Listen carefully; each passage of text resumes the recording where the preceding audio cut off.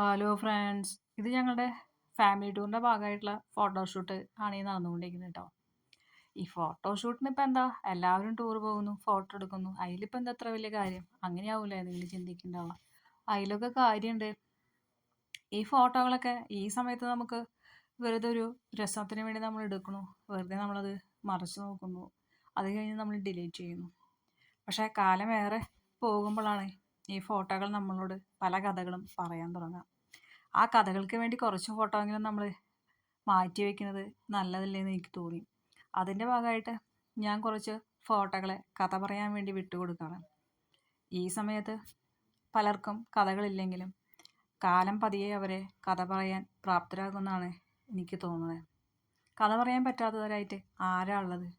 ഒരുപാട് കഥകൾ അവർക്ക് പറയാനുണ്ടായിരിക്കും. പക്ഷെ അതിനു വേണ്ടിയുള്ള സമയവും കാലവും അവർക്ക് എത്തിയിട്ടില്ല എന്നാണ് ഞാൻ വിശ്വസിക്കുന്നത്.